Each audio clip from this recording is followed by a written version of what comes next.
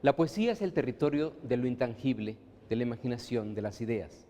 La poesía es el territorio donde los lectores nos encontramos reflejados en los centenares de prismas y de espejos que nos plantea el poeta. En este territorio, la poesía, se mueve nuestra invitada de esta noche, Claudia Hernández de Valle Arizpe, ganadora en su trayectoria de los premios nacionales de poesía Efraín Huerta y del Premio Iberoamericano de Poesía Jaime Sabines. Platicaremos con Claudia acerca de sus libros México-Pekín, Perros muy azules, pero también platicaremos de gastronomía, de viajes, de la vida, porque la vida es la poesía.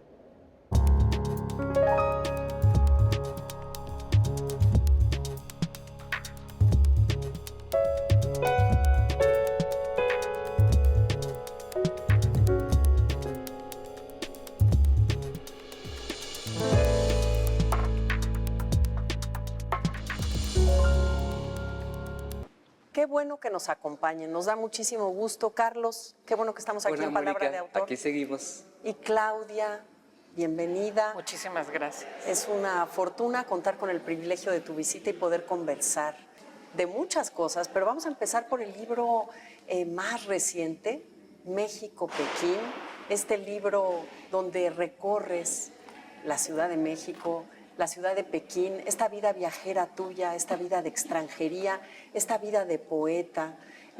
Tú has dicho que para ti las ciudades son un asunto poético.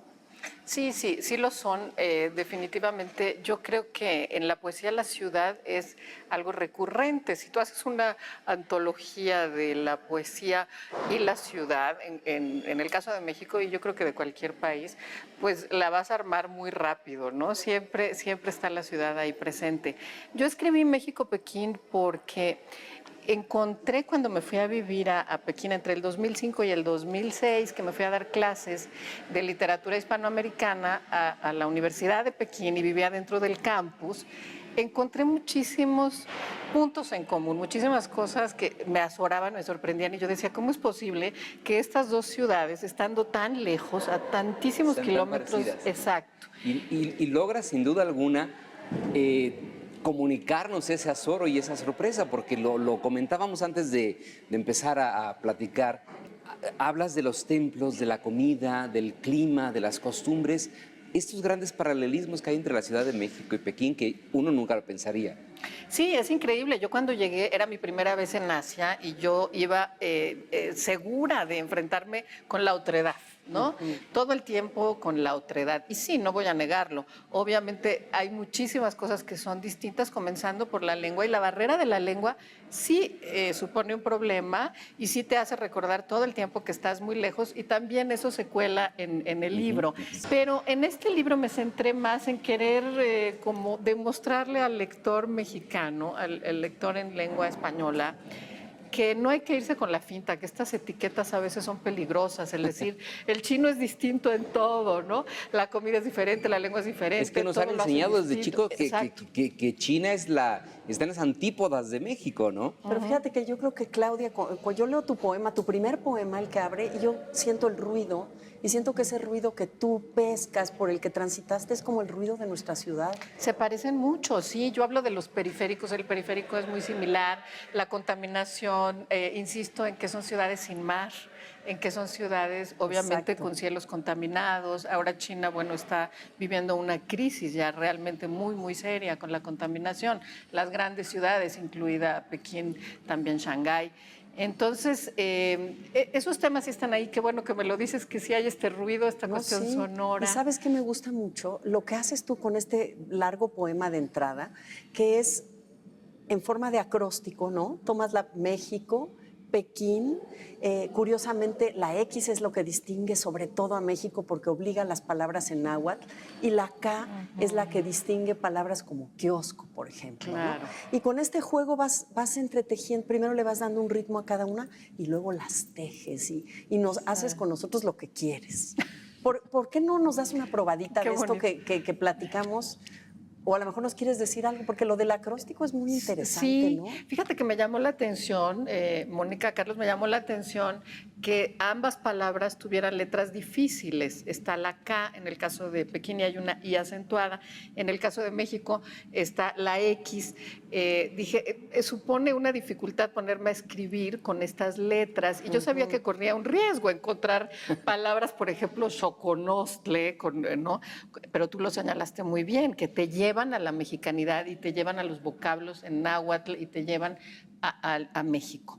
En un ejercicio, yo lo que intenté fue al final mezclar las letras de ambas ciudades en este intento por demostrar que sí son distintas, que sí están distantes la una de la otra, pero que también hay una suerte de comunión, porque son millones los que habitamos estas ciudades, porque hay una gran historia detrás, porque hay lugares mágicos, porque a veces hay que transitar por el infierno, digo yo, para llegar a la belleza, y eso sucede en ambas ciudades. Compartimos muchísimas cosas. Y es muy hermoso lo que hace Claudia con el transitar de tu personaje, de esta mujer extranjera en Pekín, porque pareciera, bueno, no pareciera, estás hablando de la Ciudad de México y de repente con un giro, con una voltereta muy casi imperceptible, estamos en Pekín. Entonces tienes que regresar al inicio y dices, espérame, yo estaba en la Ciudad de México. Eso es lo que es fascinante de tu libro, de esta dualidad que presenta. Sí, hay una extranjera que, bueno, tiene una parte autobiográfica, ¿no? No lo pude evitar, digamos, Claro. en esa estancia larga de casi un año en China, que fue un regalo extraordinario. Y por otro lado está un migrante, que es Funk, que es este obrero de la provincia de Baoshan, que llega a vivir a la ciudad de Pekín, porque a mí, Mónica, lo que más me impresionaba era ver a los obreros en sus bicicletas de lunes a domingo trabajando sin parar, sin horarios, y que de pronto tenían estos espacios a veces para pasear en los parques, para ir a comprar algo al Tialefu, que así se dice, el Carrefour, allá, iban al supermercado, en fin, tomados de la mano a veces, los hombres. Carlos, muy bonito. ¿no les importa? No, Yo quiero que nos des esta probadita para que quieran todos seguir leyendo México-Pekín. Sí, voy a leer solo dos estrofas. Patos vuelan sobre el lago y encienden el aire como lámpara de querosén que transforma la alcoba en una ínsula casi biombo de sombras, naciendo al centro del mercado en tinieblas. Madruga la ciudad su aire, su agua hedionda, su éter descalzo en las calles con la acidez del xoconostle, picado por insectos que invade el alma de quienes viven a intemperie, congregados por la miseria, como si fuera normal esa oblea de su hambre en nuestra boca. Y si lo pudieran leer y ver, entenderían qué juego estás haciendo con el inicio de cada verso, ¿no? Es un libro que se acerca a la crónica, y sí quiero también destacar esto. A veces al poeta se le cataloga como un ser un poco ajeno a todo y que está ahí en el limbo. Y sí es un libro que se acerca a la crónica social, Mónica, que se acerca a los problemas políticos y sociales también de ambas ciudades. Vamos a seguir hablando de esto, Claudia, en un segundito. Vamos al corte.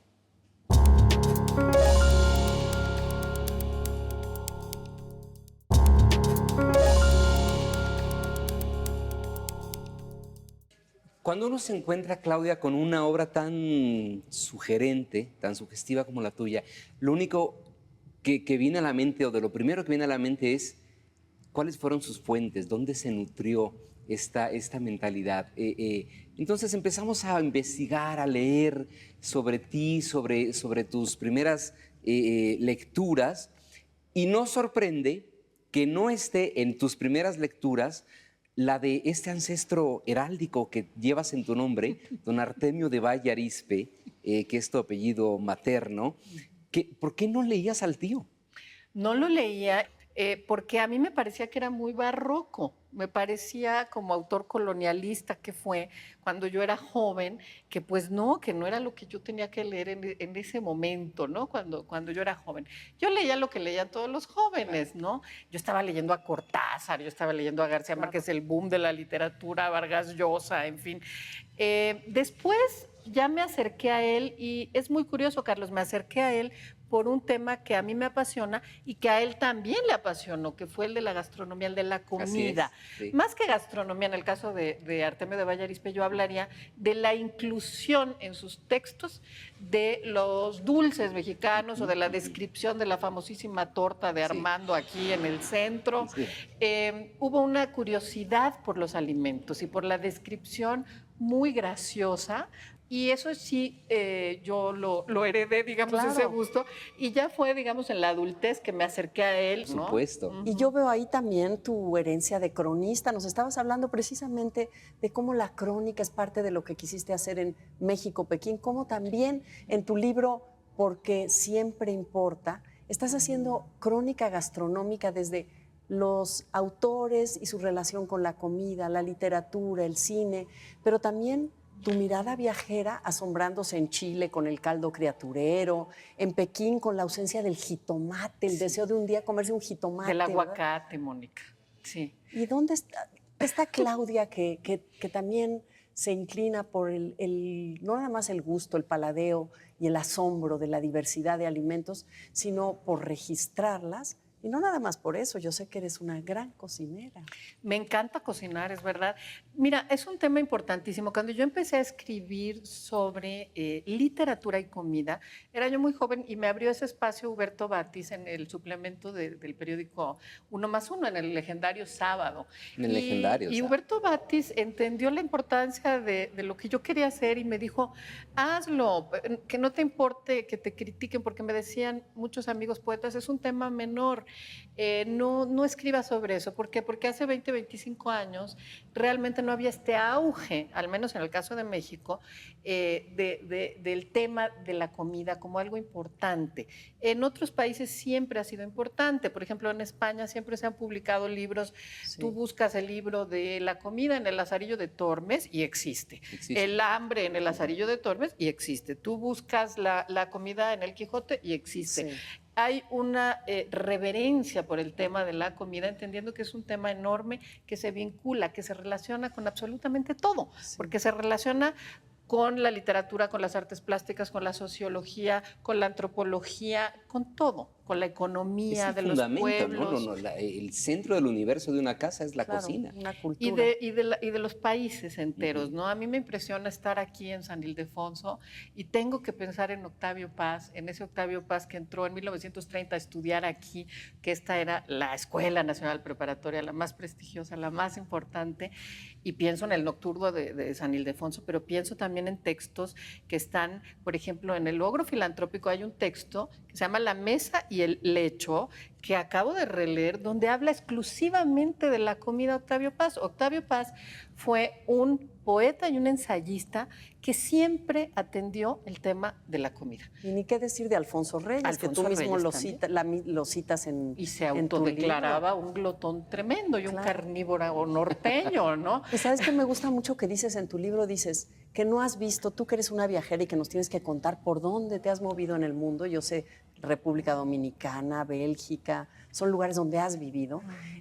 Tú dices que significa pertenecer y que los países que más te han asombrado son Turquía, México y China porque son los más golosos. Sí, cuando yo vivía en China me impresionaba y también en Estambul caminar por las calles y yo decía, yo estoy en el DF, esto solo lo he vivido en el DF, esta capacidad que tenemos increíble de vender todo, de reciclar todo, de comernos todo, es la cultura del aprovechamiento fantástica que tenemos en este país y que también compartimos con los chinos y con otros pueblos.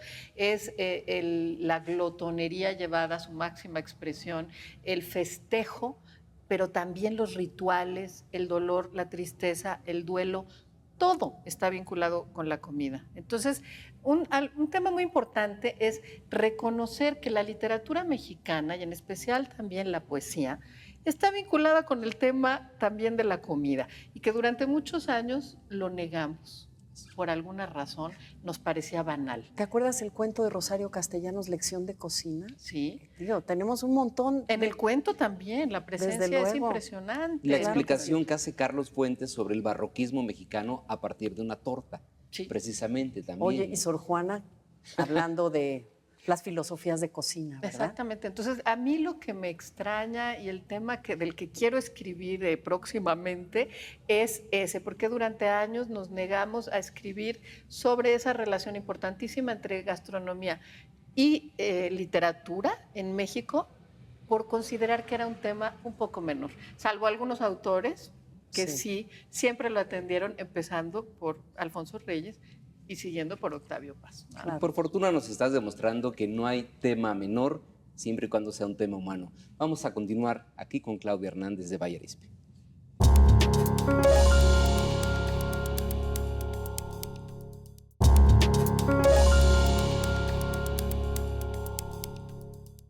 Claudia, tu libro Perros Muy Azules, de título muy sugerente, por cierto, ganó el premio iberoamericano Jaime Sabines para obra publicada en el 2010. Y tú misma has dicho que es un libro donde a través de personajes, de esta manera de entretejerlos, hay una especie de acercamiento a la novela y es un libro que te ha dado más lectores. Bueno, yo espero que sí. Creo que me ha dado algunos lectores jóvenes, que eso me interesa mucho. Es muy bonito que te lean los jóvenes. Me interesó incluir personajes que se pudieran seguir. Entonces, hay una mujer con Alzheimer, que es otro tema que me interesa mucho, que estoy trabajando ahora en mi nuevo libro que se llama Demencia. Hay otra personaje que también es una extranjera, que también me interesa.